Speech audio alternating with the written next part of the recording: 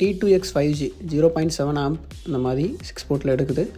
இது வந்து டேட்டா ரெக்கவரிக்காக வந்திருக்குது. இது வந்து ஒரு டெக்னீஷியன் தான் நமக்கு சென்ட் பண்ணாங்க. ஆல்ரெடி CPU ஸ்டோரேஜ் ரீபால் பண்ணிட்டாங்க. சில நேரம் லோகோ வருது, சில நேரம் ஆஃப் ஆகுது அப்படின்னு சொல்லியிருந்தாங்க. இது வந்து டேட்டா லாஸ் ஆகாமல் நம்ம வந்து UFS ஸ்டோரேஜ் வந்து ரீப்ரோக்ராமிங் பண்ணணும். ஹெல்த் வந்து ஆல்ரெடி பேட் ஆயிடுச்சு. ஸோ இதை ப்ராப்பராக வந்து நம்ம ரீப்ரோக்ராமிங் பண்ணி இப்போ வந்து ஸ்டோரேஜை திரும்ப அதே ஸ்டோரேஜில் எந்த ஒரு டேட்டா லாஸ் ஆகாமல் இதை வந்து இதுக்கு என்னென்ன பண்ணணும், என்னென்ன பேக்கப் எடுக்கணும் எல்லாத்தையுமே ப்ராப்பராக பண்ணி வித்தவுட் டேட்டா லாஸ் நம்ம இந்த ஃபோனை ரெடி பண்ணியாச்சு. ஸோ ரெடி பண்ணதுக்கப்புறம் பார்த்திங்கன்னா ஓவர் ஹீட்டு நெட்வொர்க் செக்ஷனில் ஓவர் ஹீட் அந்த ஐசியுமே ஷார்ட் சர்க்யூட்டாக இருந்துச்சு இன்டர்னலி.